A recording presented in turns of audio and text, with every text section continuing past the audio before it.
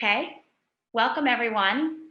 I'm Andrea Wolf, the CEO of the Brem Foundation to Defeat Breast Cancer. Albert Einstein once said, "In the middle of difficulty lies opportunity." This rings more true today than ever before in my lifetime. No doubt the pandemic and great social unrest have offered us some difficulty. Now it's time to find the opportunity. And that is why I'm thrilled to be here today with Professor Tal Ben-Shahar and Dr. Rachel Brem. They both represent ideal examples of how to turn challenge into opportunity, and they both have so much to teach us. Personally, this is a particularly exciting moment, as I have been an avid fan of Professor Ben-Shahar's work for decades. He has transformed my life, and I bet today will be transformative for all of you hearing him for the first time as well.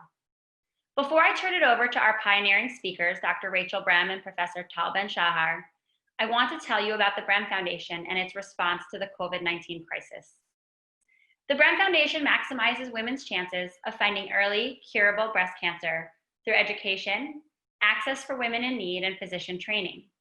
Brem zealously focuses on the early detection of breast cancer because breast cancer is over 95% curable when caught in its earliest stages. Just last year, Brem teamed up with Lyft to create the country's first cost-free transportation program dedicated exclusively to breast care. And we launched an award-winning video to bring breast health information to the masses. Now, though, we are streamlining our focus on breast care during and after COVID-19. The Brem COVID-19 Emergency Initiative helps the women who, because of this virus, haven't gotten breast care in months. Many of them have lost their jobs and their health coverage. We are fighting so that they get the life-saving breast care that they need and deserve. We are also teaching people how to convert bras to masks to help lower-income communities access protective gear during the pandemic. And that's where you come in. We need your support now more than ever before. Your support of Brem's work saves lives. A donation of $29 helps pay for a ride so a woman can get to or from her breast care appointment. A $290 contribution pays for a diagnostic mammogram. A $535 gift pays for a biopsy, and a $1,084 contribution covers an MRI. I'm excited to announce that just recently, on July 1st, we provided funding to cover over 500 diagnostic and screening tests. But that was not enough. There are still thousands of women left without care. That's why we need your support today. I am so grateful for your contributions and your support of our work so that these women get the life-saving tests that they need and deserve. Just a few items to note before we start. We will have a robust question and answer period after Professor Ben-Shahar's talk. As you have questions, please write them in the Q&A box. Throughout the program, we will send a donation link in the chat box. Please use that link to support the Brem Emergency Initiative. And please also share that link with others in your networks who might not have been able to join us today. Now, I am thrilled to introduce Dr. Rachel Brem. Dr. Brem will talk to us about the state of breast care during COVID-19 and will share some personal insights from her own battle with COVID-19. Dr. Brem is the director of the Breast Imaging and Intervention Center at George Washington University. She's the chief medical officer of the Brem Foundation. She's a zealot for early detection. She's a breast cancer survivor, a decorated physician scientist, and most importantly for me, she's my mom and the grandmother of my 4 daughters. Welcome, Dr. Brem, also known as Mom. Andrea, thank you so much. I am delighted to be here today and to focus on positivity. We have come so far and we have learned so much. Personally, 4 months ago today, I was diagnosed with COVID-19. Gratefully, today I am well and fully recovered. 4 months ago, our world was terrifying. We had no idea how to navigate these unprecedented times.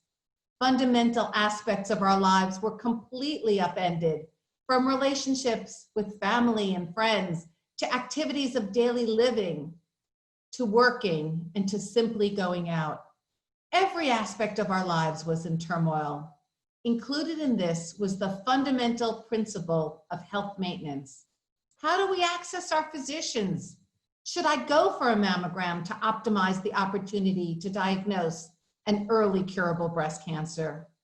And even, can we as physicians have the difficult and harrowing decision that asks if we can risk precious resources like PPE and blood availability to treat women with newly diagnosed breast cancer? 4 months later, we're learning to navigate these tumultuous times. We're learning that with double masking, social distancing, and being outside, we can venture beyond our front doors. We are learning to navigate the differing comfort levels of family members, of friends, to again socialize and fulfill the fundamental need of people, friends, and family. And we have now passed that harrowing time where we had to delay the care of patients, even those with newly diagnosed breast cancer. And we must again actively pursue our health, including screening mammography. COVID is here for now and for the foreseeable future. We must continue to do whatever is necessary to optimize our well-being, both physical and emotional. We must follow the recommendations for annual screening mammography and risk-based screening. We have achieved so much with breast cancer, a 40% reduction in the death rate from breast cancer. And as you heard earlier, 95% of early stage breast cancer is curable. We have to continue to advocate for ourselves, whether it's with regard to breast cancer or any other health issue. And we must continue to understand that we know ourselves best, and therefore we must be strong in our voices and advocate for ourselves. But we have also learned about opportunities, the value of nimbleness, and the incredible impact of thinking outside the box. We are learning the difficult task of effectively working at home, albeit still a work in progress. We're learning that there's opportunities and new approaches that actually have advantages. No longer do we obligatorily have to take a day off of work, fight traffic in a waiting room to see our physicians. Many issues can be dealt with telemedicine, which actually has been around for over a decade, but required a worldwide pandemic to actively integrate into our healthcare system with more efficient workflow for the patient, for the physician, at a lower cost and at a lower no-show rate. We are learning that our carbon footprint is in fact markedly impacted by what we do, with the incredibly positive result of the pandemic on pollution. And we have learned more about technology and video conferencing than we ever thought we could. And who would have thought that we could have Hamilton streamed into our living room with the original cast? Some have fared better than others. It's the ability to change, to see opportunity where there are challenges, and to be open-minded, nimble, and positive, whether it is how we entertain ourselves or how we get our health care.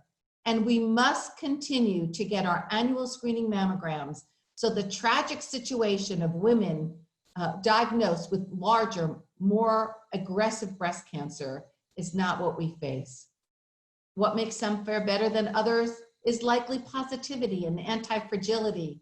It's for that reason that we are so fortunate to have Tal Ben-Shahar, who will help us understand how we can be the best we can in the time of COVID and beyond.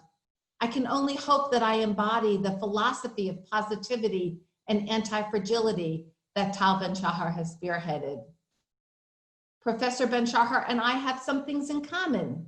We both care deeply for those who are in our care. We both are zealots for our work, and we're both Israelis. I'm thrilled to hear Professor Ben-Shahar's inspirational words. Tal Ben-Shahar, PhD, is an author and lecturer in positive psychology at Harvard University. In fact, he taught Harvard's most popular course ever in the entire Harvard history. He is here today to talk to us about anti-fragility, happiness, and their connections to breast cancer and COVID-19. Ben-Shahar consults and lectures around the world to executives in multinational corporations, the general public, and at-risk populations. Topics include leadership, ethics, happiness, self-esteem, resilience, goal setting, and mindfulness. His latest book is Shortcuts to Happiness, Life-Changing Lessons from My Barber. He is also the author of The Joy of Leadership, How Positive Psychology Can Maximize Your Impact and Make You Happier in a Challenging World, the New York Times bestseller, Happier, Learn the Secrets to Daily Joy and Lasting Fulfillments, and other.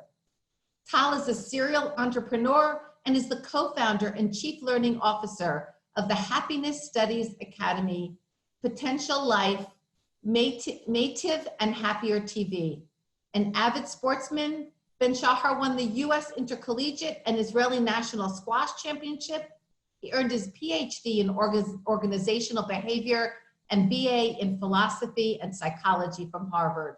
I'm thrilled to introduce Professor Tal Ben-Shahar.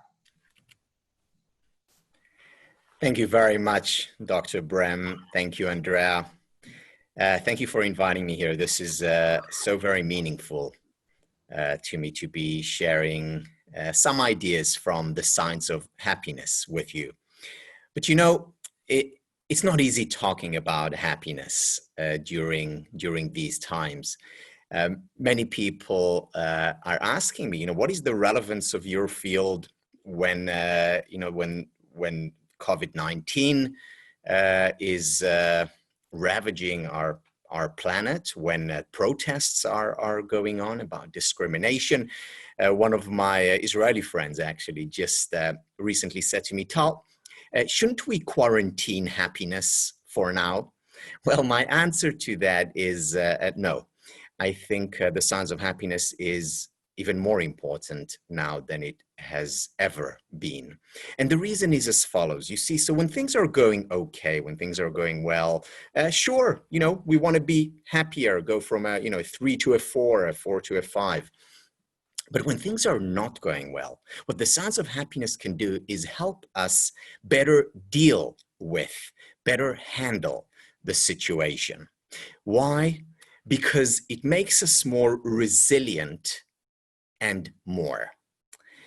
Let me explain. I'm going to share a number of slides with you. So, what is resilience? Resilience, we talk about a lot. We talk about in the context of responding to difficult situations. Resilience is actually a term that comes from engineering. So when you have a certain material and stress and pressure is put on it, if it's resilient, it goes back to takes its original form. Or you have a ball, you throw it down, it bounces back. That's resilience. We talk about bouncing back. What I'd like to talk about and what the science of happiness emphasizes is what I've come to call resilience 2.0, or in the words of Lebanese professor from NYU, Nassim Taleb, anti-fragility. So what is anti-fragility? What is resilience 2.0?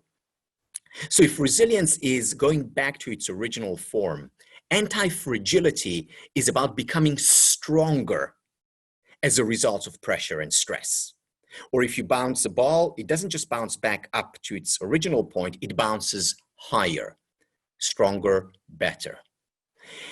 You see anti-fragility processes throughout nature. Let me give you a very simple example. You go to the gym, you lift weights. You're putting pressure, stress on your system.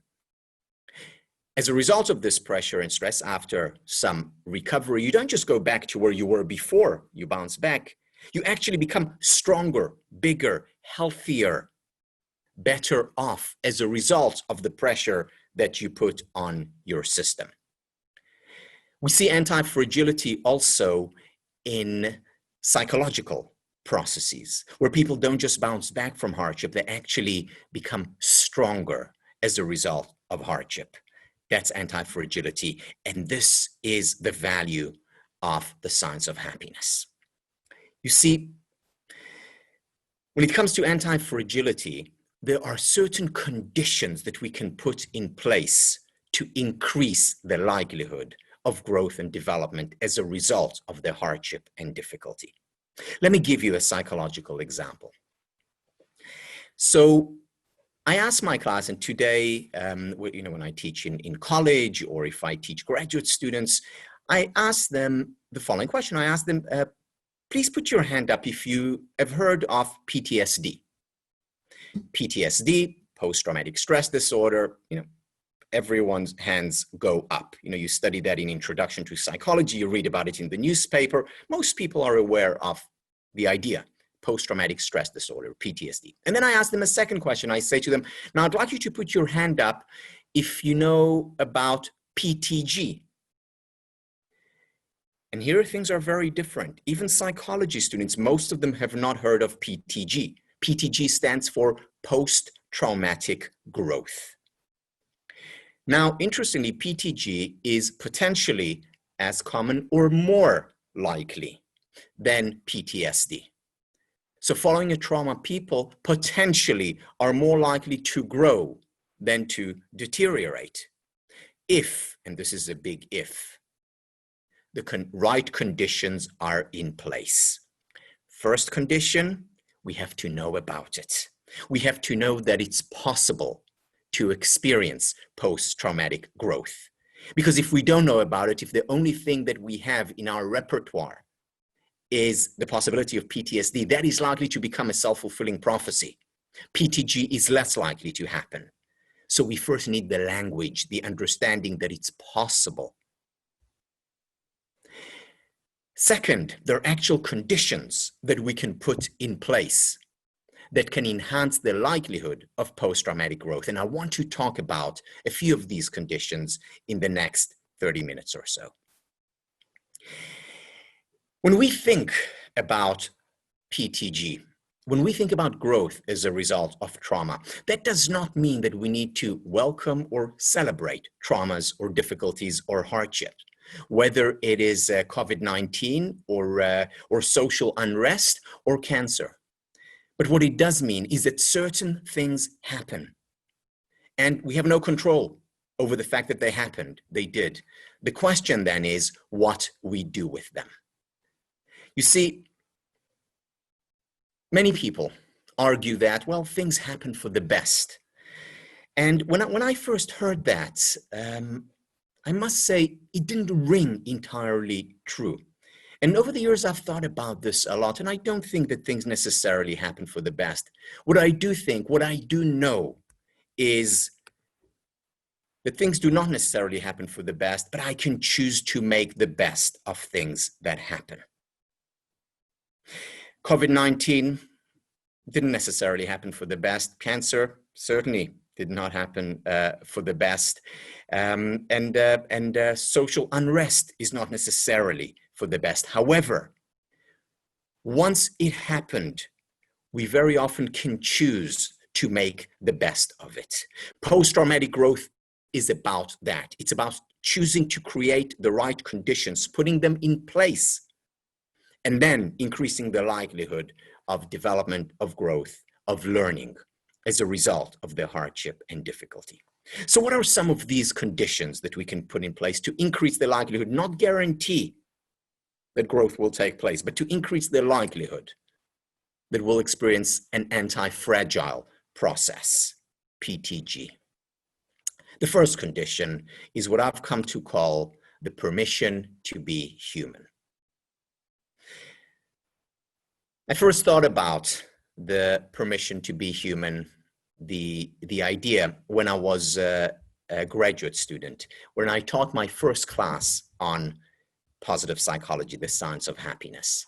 I was sitting in one of the dining halls, Leverett House, and having my lunch, and a student came over and asked me, I join you for lunch, Tal? And I said, sure. And he sits down and he says, Tal, I hear you're teaching a class on happiness.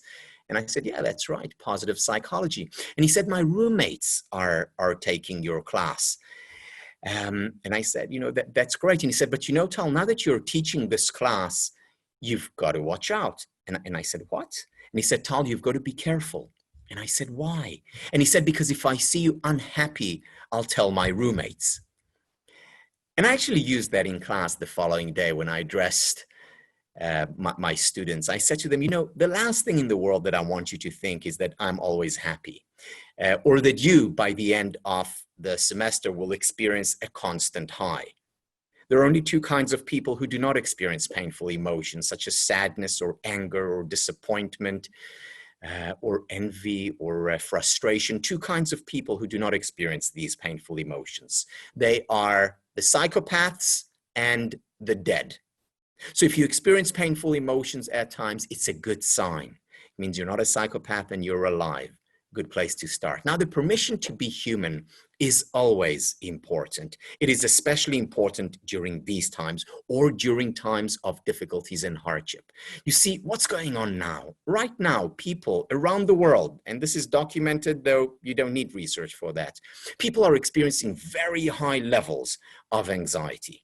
Anxiety over their health, anxiety over the health of their loved ones, anxiety over economic well-being, financial well-being, certainly for the long haul. So there's a lot of stress going around. Now, there's also frustration because, if you're in isolation with a small group of people, no matter how amazing and wonderful they and you are, there are frustrations and difficulties. If you're on your own, it's difficult. So there is a flood of painful emotions. And the question is, what do we do with them? The answer, we give ourselves the permission to be human. We accept them. We embrace them. Why? Because there is a paradox at play. And the paradox is that when we reject painful emotions, they only intensify, they grow stronger. So if I experience anxiety and chastise myself for experiencing anxiety, this anxiety will only increase. If I experience envy and chastise myself for this envy, the envy will increase. If I experience anger and reject the anger on the count that, well, I shouldn't be angry, I should be above it, well, that anger will only intensify. We need to accept, embrace, and express rather than suppress. Now, express doesn't mean that blowing up, but it does mean having a channel, an outlet for these emotions. Why? Because of the paradox that when we reject painful emotions, they intensify. There is another side to this paradox, and that is that when we reject painful emotions, we're also inadvertently rejecting pleasurable emotions. You see, all our emotions, pleasurable and painful, flow through one emotional pipeline, not two, one. In other words, if I suppress the painful emotions, what I'm inadvertently doing is also blocking the pleasurable emotions. So for example, if I suppress anxiety, I'm also suppressing excitement. If I reject envy, I'm also rejecting love. Two sides of the same coin. In the words of Golda Meir, who was Israeli Prime Minister back in the 1970s, those who don't know how to weep with their whole heart don't know how to laugh either. Two sides of the same coin. When I reject painful emotions, not only do they intensify, they are more likely to get a hold on me. So if I reject my anger, I'm actually more likely to blow up eventually. If I reject my sadness, then I'm more likely to become depressed. If I reject my fear, I'm more likely to act on my fear, or rather not to act. You see, courage is not about not having fear. Courage is about having fear and going ahead anyway. The permission to be human is the foundation of a happy life. Allowing in unhappiness is a prerequisite for happiness. The permission to be human is also the foundation of anti-fragility.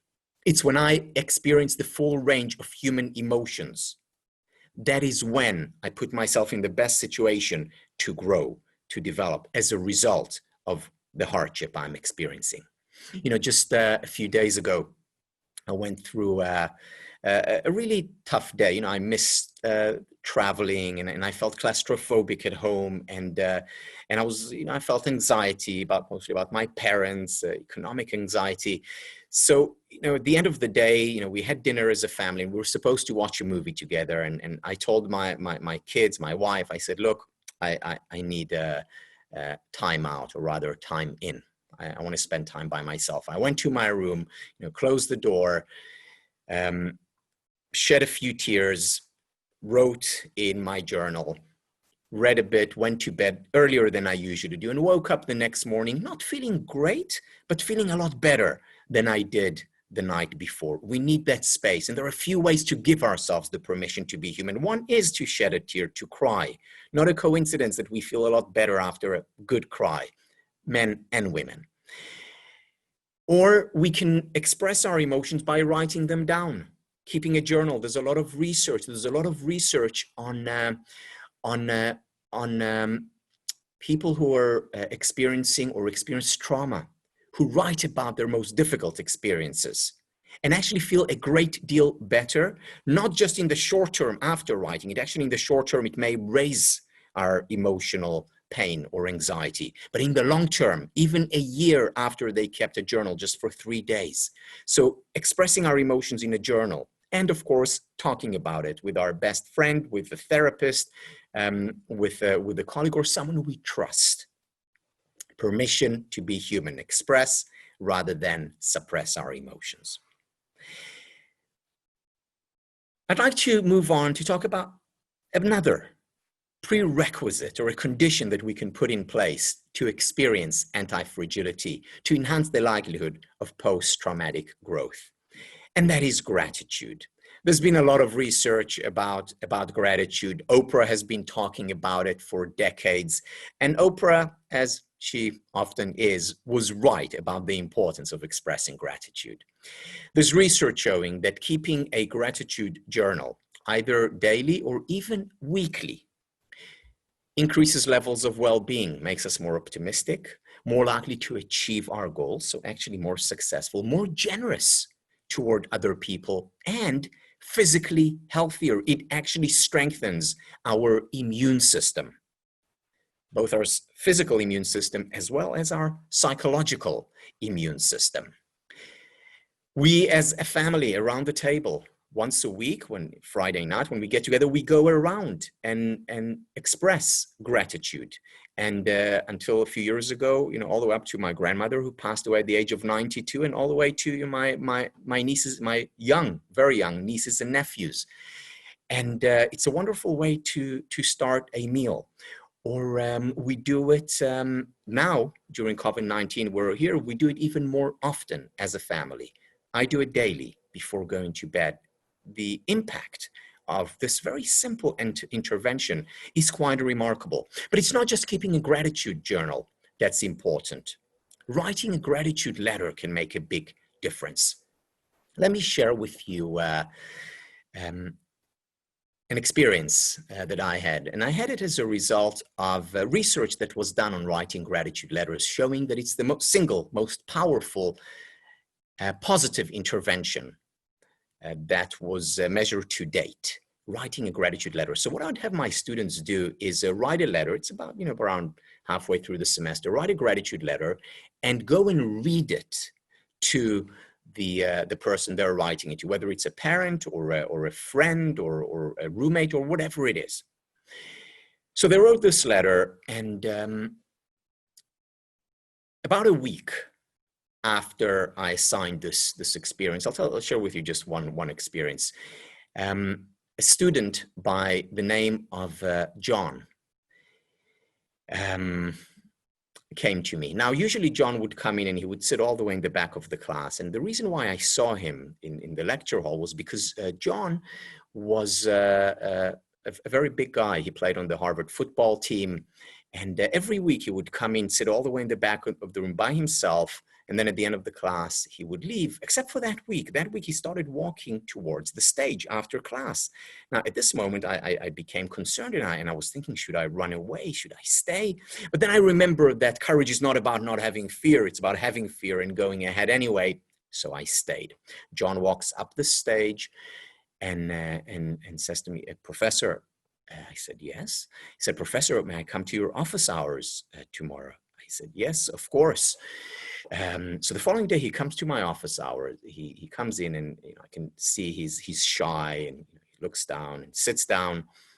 And then he says to me, Professor, this is the first time in my 3 years at Harvard, he was a junior, that I come to office hours. And the reason I came here was to share with you my experience of the assignment that you assigned us. Then he said, I wrote my gratitude letter to my dad. And this weekend I went home. He lived just outside of Boston. I went home and I read the letter to my dad. And then he looked down again. And when he looked up, I could see that there was a small tear in his big eye. And he looked up and said, and I read my dad the letter, and after I read it to him, my dad hugged me for the first time since I was 8 years old. He said thank you. He got up and left. Didn't see him again other than coming in and leaving class every week. Debbie, another student, wrote her letter to her elementary school basketball coach, who had long retired. She read her the letter and she said she looked 10 years younger as a result of being read that letter. The impact of this simple exercise is remarkable to the person writing it, to the person receiving it, to the relationship. Now imagine if each of us, I don't know how many we are on this call, each of us commits to writing one letter a month. If you want, you can do it more often or once every 3 months, but do it religiously as a ritual. What an impact that can have on us, on others, on our communities. It's not just about focusing on past that we can be grateful for. It's also about focusing on the future. Focusing on the future is important. Yes, being present is certainly important. Thinking about the past is inevitable. Focusing on a positive future is also important. You know what the difference is between sadness and depression? The difference between sadness and depression is that depression is sadness without hope. See, why is it so important to know about PTG? Because merely knowing about the existence and the possibility of post-traumatic growth, that can provide someone, us, hope when we're experiencing a trauma, when we're in the midst of the hardship. Depression is sadness without hope. Sadness is natural. We all experience it, 10 times a day, ups and downs, fine. It becomes depression when the hope factor is taken away. And what post-traumatic growth, the existence thereof, can do is provide us that hope. So thinking about a positive future is always important. It's especially important during difficult times. One of my colleagues, Dr. Dina Neer, did research on that. And she had people in the morning write 3 things that they're looking forward to during the day.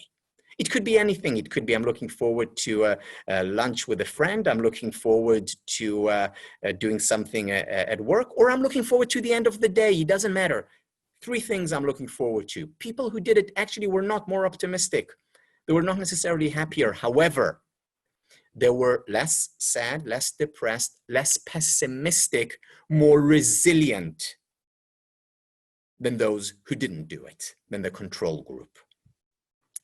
Small interventions make a big difference. My favorite word in English is the word appreciate.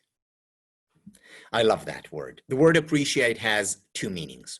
The first meaning of the word appreciate is to say thank you for something, and that's a nice thing to do. Cicero called gratitude the mother of all virtues. In most religion, expressing gratitude, whether it's for waking up in the morning or for your daily bread, in most religions, it's a staple part of it. So gratitude is a good thing. We know that. But appreciate has a second meaning. And the second meaning of the word appreciate is to grow in value. So money in the bank hopefully appreciates, grows in value. And good investment, our money value appreciates. The 2 meanings of the word appreciate are connected. It's not a coincidence that it's the same word. Why? Because when you appreciate the good appreciates. And you have more of it.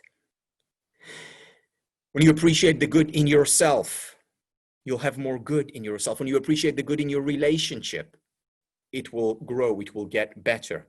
Unfortunately, the opposite is also the case. When we do not appreciate the good, when we take the good for granted, the good depreciates and we have less of it.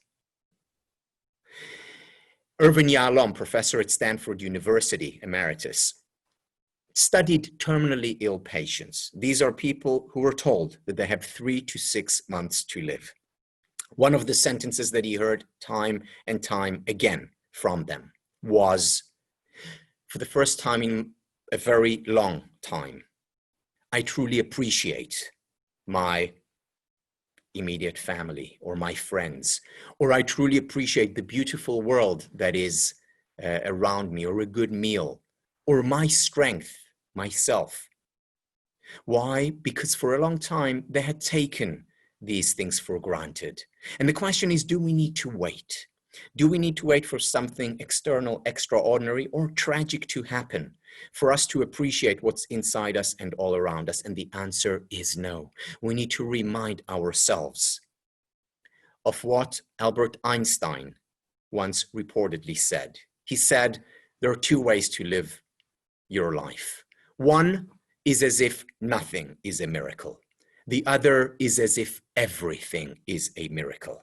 And if you think about it, everything really is a miracle. And everything is worthy of appreciation. Even in difficult times, things do not necessarily happen for the best. One of the ways to choose to make the best of things that happen is to continue to appreciate what is inside us and all around us. For when we appreciate the good, we'll have more of it.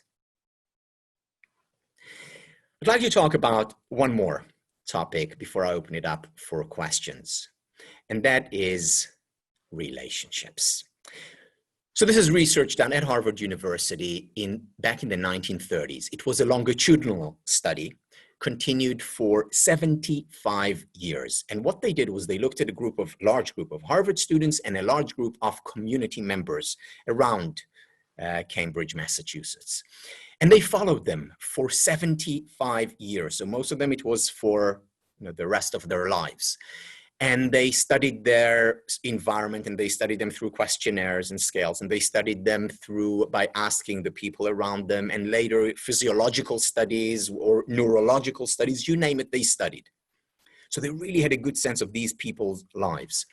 And at the end of 75 years, and this was a few generation of scholars later, they asked the following question. They asked, what is the number one predictor of happiness? Now, there are many predictors to happiness, we know that, but what is the best predictor of happiness when you look at these individuals throughout their lives? The result, you guessed it. Relationships are the number one predictor of happiness.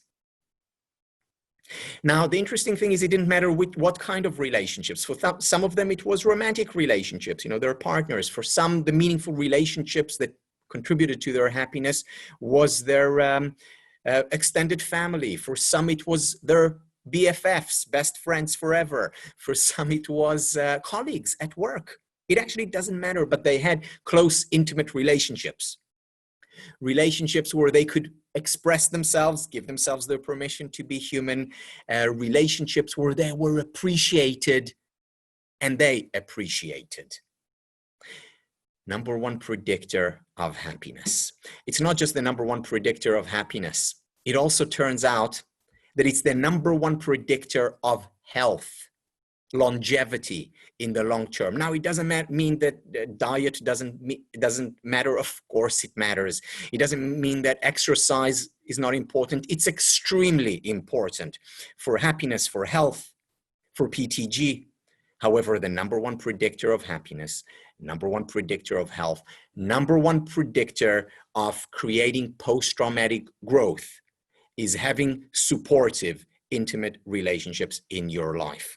Now, if I was speaking to you 4 months ago, pre-COVID-19, at this point, I would say to you, now it's very important that our relationships are real rather than virtual. Because 1,000 friends on social media are no substitute for that one BFF. But I'm not talking to you 4 months ago. I'm talking about to you today, when the world really has changed. So the distinction between virtual and real relationships is not as helpful today. Hopefully it will be helpful, a few months down the line. But for now, rather than making this distinction between the real and the virtual, the important distinction to make is between deep and superficial. You see, you can still have deep relationships. It is important to have those relationships even during these periods. So yes, speak on Zoom, call up and talk on the phone and have a long conversation on the phone. I haven't been around my parents for a very long time. They're in they're in social isolation like we are. However, I make a point of calling them, speaking to them seeing their grandchildren on a regular basis, and you can have a deep conversation also via Zoom or via the phone. And it's important to have these. It's not ideal, far from ideal, but having relationships and deep relationships is the best hope we have of creating those conditions for anti-fragility, for post-traumatic growth. And finally, one of the best ways to improve our relationships, to strengthen and fortify our social connections, is through giving. It is also one of the most important and powerful generators of happiness. So this is research done at the University of British Columbia in conjunction with Harvard Business School. And what they did was they brought in a group of people and measured their levels of happiness. We know how to measure levels of happiness today, whether it's through questionnaires, whether it's brain scans. We know what a happy brain looks like. So they measured levels of happiness. And then they gave these individuals in the study a nice sum of money. And with that sum of money, they told them, go spend it on yourself, go buy yourself something. And they did. And they went out and they bought themselves gadgets, or they bought themselves shoes, whatever. They go back to the lab and they measure their levels of happiness again. And what they found is that their happiness levels went up significantly as a result of shopping. Wow. This is the first time in recorded history when we have scientific evidence for Carrie Bradshaw's claim from Sex and the City that buying shoes makes you happier. So that's good news for some, not so good news for others. Permission to be human. But then they bring back these participants a day later, 24 hours later, to the lab, and they measure their levels of happiness again. What do you think they find? Levels of happiness go right back down. In other words, there is a shopper's high that lasts less than 24 hours. What does this mean? The conclusion from this research? You need to buy shoes every day. Maybe not. There's a second part to this study. The second part is they bring in another group of people, randomly picked, just like the first group. Once again, measuring their levels of happiness. Once again, they give them the exact same amount of money as the first group got. Once again, they tell them, go spend this money. Only this time they tell them, go spend it on someone else. So they could go and buy homeless people meals. They could donate it to their favorite charity. They could buy their partner shoes. Whatever it is, go spend it on someone else. And then they come back to the lab and they measure their levels of happiness. What do you think they find? Well, what they find is that happiness levels go up to the exact same degree as the shopper's happiness levels go up, with one very important difference, which I'm assuming you guessed. The following day, they come into the lab and they measure their levels of happiness again. And yes, it does go down a little bit, but only slightly. It's still significantly higher than base level. They found the impact of giving there lasting for over a week. To give is one of the most powerful ways of increasing levels of happiness. By the way, it's one of the reasons why writing a gratitude letter helps, because we're giving, we're contributing. Anne Frank, back in the 1940s, wrote in her diary, she said, you can always give something, even if it is only kindness. To give is to receive. You know, I mentioned earlier that my favorite word in English is the word appreciate, because when you appreciate the good appreciates. Well, my mother tongue is not English. My mother tongue is Hebrew. And my favorite word in Hebrew is the word to give. The word to give in Hebrew comes from the root Natan. You know the name Nathan? It's in Hebrew, it's Natan. It's a biblical word. This is how you would spell it in Hebrew. This is how you would spell it in Roman letters. Do you notice something peculiar about this word? Unusual. That's right, it's a palindrome. It's symmetrical, left to right, right to left. Not a coincidence. There's a great deal of wisdom in our languages in this word. And the wisdom is that when we give, Natan, I'm given right back, Natan right back at me. And today we have the science to show this ancient wisdom is correct. When we give, when we cultivate relationships, when we appreciate the good, when we give ourselves the permission to be human, we increase the likelihood significantly. We increase the likelihood that we will experience growth as a result of hardship. We fortify our psychological, emotional, and physiological muscles so that we can not just overcome difficulty and hardship and bounce back, but so that we can bounce back even higher and stronger.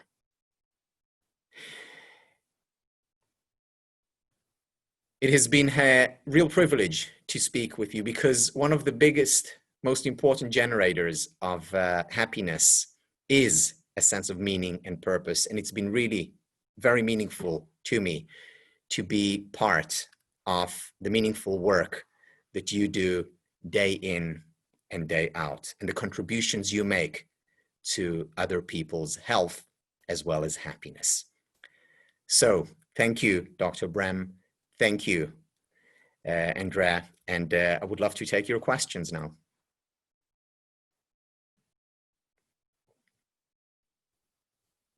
Andrea, you're muted. Uh-oh. Hold on. Okay, you're not now. Okay. Thank you.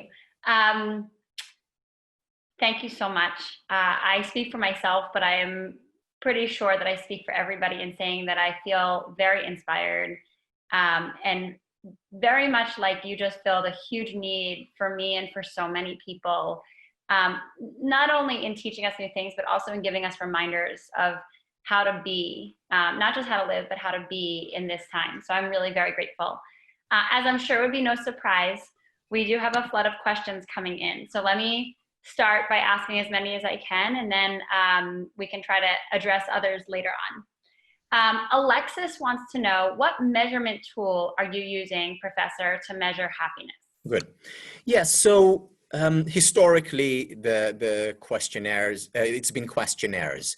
There are, life satisfaction scale, subjective well-being scale. There is, the happiness questionnaire, and generally they have been pretty reliable because we know how they can predict behavior, and there is a very high correlation between them and what we're doing even more so now, which are brain scans. So we know how to measure our brain, and I'll give you a very simple example. We know that people who tend to be on the happy side have higher activation ratio between the left and right prefrontal cortex. Not the left brain and right brain, but they have more activation on the left side than they do on the right side. People who tend to be more depressed tend to have more activation on the right side versus the left side. Now, this is not practical knowledge, other than if you walk down the street and you happen to fall down, it's always better to fall down this way rather than this way. But other than that, no practical knowledge. So these are some of the ways that we can measure happiness. Thank you. Another question that came in is, how much can physical or external stimuli change how we feel? So, for example, I'm going to elaborate a little bit on the question. Going on vacation or going to a spa or massage, right? So sometimes we look so much to external stimuli to make us happier. Does that work? And if so, how? Yeah, so happiness depends obviously on the internal and the external. So in terms of the internal, mindset matters a lot. Do I give myself the permission to be human? Do I allow these emotions, or do I constantly ruminate about fighting them and getting rid of them? So that, that's about the internal. Expressing gratitude is about the internal, but there are also external factors that matter. One of them that I alluded to, for instance, is physical exercise. I cannot overemphasize how important that is. Now, it's always important. It's especially important when anxiety levels are high in difficult times. I always ask my students in class, when are you least likely to exercise during the school year? And inevitably they say, oh, during exam period, because that's when I really have to, clamp down and study. And I say to them, this is the most important time to exercise. Not to mention the fact that it will actually help retention levels. It will help you do better, but it will certainly reduce anxiety levels. Also, in terms of external events. So there's research that by now many people have come across already, looking at, let's say I have discretionary income. What do I do with that to increase happiness? So specifically they compared between buying things and buying experiences. So, if I have extra money, do I upgrade my car, buy a newer model car, a faster car, or a larger home? Or do I spend this on going on vacation with my loved ones? And intuitively, many people actually said, well, things, because I'll have the car a year from now, the vacation is going to be over in a week.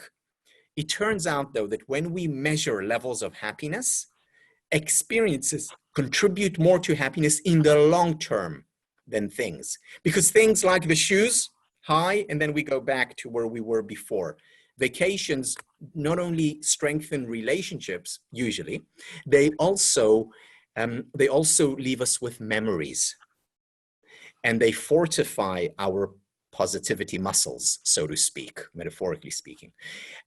So looking for things, for experiences, again, that experience in the spa or that vacation, and ideally with other people. Because as Francis Bacon, the British philosopher, said hundreds of years ago, friendship doubles joy and cuts grief in half.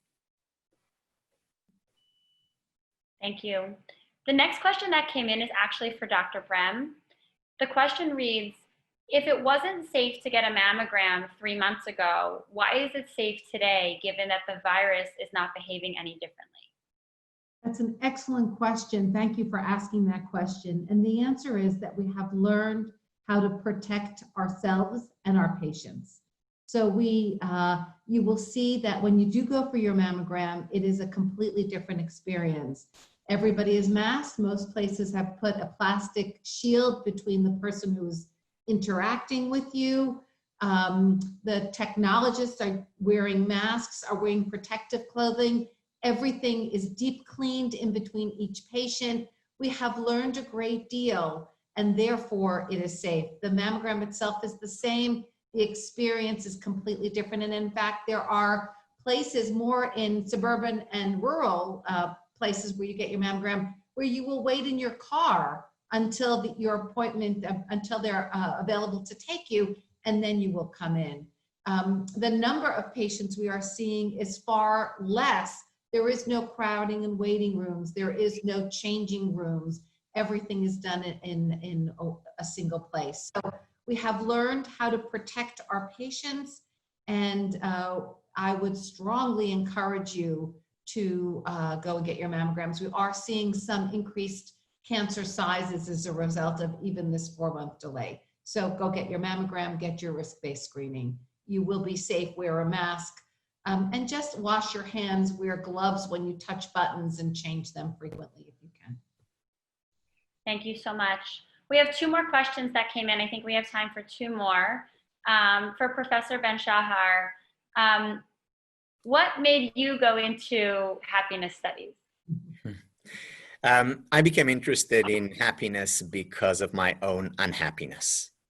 So when I was an undergraduate, I found myself in my sophomore year. I was a computer science major at that time. I found myself doing very well academically. I was doing well in sports. I played squash on the team. I was doing quite well socially, and yet I was very unhappy. And I didn't understand why, because, looking at my life from the outside, everything looked great, but not so from the inside. And it was, one very cold Boston morning, my sophomore year, I went to my academic advisor and told her that I'm switching majors from computer science to philosophy and psychology. And she asked why. And I said, well, I have two questions. First question is, why aren't I happy? Second question, how can I become happier? And these are the two questions that started me off then, 30 years ago, and I'm still exploring. Thank you. Another question just came in. What type of brain scans are used to detect the depression, happiness, mood responses? And since studies have shown that some chemotherapies damage some parts of the brain in some patients, e.g. the frontal lobe, have you thought about how that might affect happiness in cancer survivors? Yeah, that's a great question. And Dr. Brem, I'll let you maybe add to the little bit that I have to say about it. Just in terms of the scans, previously we just used EEG, and by the way, we can still use EEG today. It's very simple, it's accessible, very inexpensive. More reliable would be fMRIs, which more and more scientists are using today. It's more complicated, it's more expensive, but it is a more reliable measure. As to brain damage as a result of chemo, I don't know. Dr. Brem, maybe you can shed some light on it. There have been much written about chemo brain, right? Forgetfulness, what the findings are on fMRI is variable. I think most of the studies have shown that there are not significant long-term consequences in cognitive ability from chemotherapy. But like everything, it's risk-benefit. So the benefit of what we can do in terms of survival does, for most people, outweighs the complications or the impact on the brain. And we are constantly trying to find new and better approaches, both for survival and for decreased morbidity, so that there is less chemo brain as we know it. But I think one of the things that you said really speaks to this, which is many cancer patients will tell you in terms of happiness that they smell the roses more, that they stop and appreciate things more, that the sun is a bit brighter and the colors are a bit brighter. So, but there are others who see the world darker afterwards with, having trouble moving forward with the uncertainty of survival. We all live with the uncertainty of survival. Every time, I often tell my patients, they'll ask me, should I do a biopsy? Should I do a procedure? And I say to them, everybody's risk aversion is different. Some people are afraid to cross the street and some people love to bungee jump. And that is the intrinsic personality of people. So I think cancer impacts people. It impacts different people different ways. And I think never more do we need to integrate what you heard from Professor Tal Ben-Shahar than after cancer. And I can tell you that is true both as a physician who has been caring for cancer patients for more than 30 years and as myself, a breast cancer survivor. We have time for one more. It's pretty quick. Okay. So the question reads, what can we learn from children about how to be happier as adults? There's a great deal that that we can learn from children, and there is a great deal that we can do for children. So it's obviously a two-way street. In terms of what we can learn from children, let me start with the simplest thing, which is how to breathe. If you look at a child, especially a very young child, when they breathe is, first of all, they're doing nose breathing mostly, and they breathe very deeply. So diaphragmatic breathing. Very often as adults, we have lost this capacity and we need to relearn it. Andrew Weil, who's a mind-body practitioner and doctor, says the following. He said, if I had to limit my advice to one thing, it would be to learn how to breathe properly. And there's a great deal of truth in his saying. So breath is important. Second thing is play. You know, one of the things, and here I'm talking about the two-way relationship. You know, one of the things that children do a lot of is play. They naturally play. And I'll share a quick story. So I have in 2008, I was sent a manuscript of a book called Play. It's by Stuart Brown, who's a doctor and an expert wrote a book on play. And I loved the book, and I blurbed it and thanked him. And then I called up my very good friend Shirley Yuval Yair, who's a psychologist in Israel. And I said to her, I read this amazing book on play and about the importance of play for children, for adults. And then and I said to her, and I'm a little bit concerned. And she said, why? And I said, because, David, our eldest child, who was, 4 years old, I feel like he doesn't play enough. He's a good kid. He's a lovely kid. He's a smart kid. He doesn't play enough. And then there's a pause on the phone. And she said, and I said, Shirley, are you there? And she said, yeah, I'm here. She said, Tal, do you play enough? And this was a real aha moment for me because it was a rhetorical question. The answer was no, because I'm, very serious and, I read a lot. And it was a big turning point in my life. Because I said, I need to play more for my health and more importantly, for my child and future children. And we play a lot in our family. We play a lot. We also cry. Permission to be human, and we play a lot. And play is an important lesson that we can learn from our children and reinforce in our children. We don't need to fill up every moment of the day with quality time. We need to also play, and we need to also do nothing. There's a great deal of value in slowing down. As Henry David Thoreau once said, life is too short to be in a hurry. Thank you so much. I will figure out how to address all the other questions, but I think in the interest of time, we have to wrap up now, unfortunately. I will tell you, Professor, that I've been getting texts and chats of just so many people who are saying, thank you so much for this. So you should know that my gratitude is reflective of everybody else's as well. I am so grateful to both of you, Dr. Brem and Professor Ben-Shahar, and also grateful for all of the participants on today's call who spent their time with us today. I hope you learned as much as I did and that you're feeling as inspired as I am to face the world even more positively than before. I'm also so grateful for all the support of the Brem COVID Emergency Fund and the work we are doing. You can be assured that your generosity saves lives. And as we learned today, maybe it even helps you be a little bit happier too.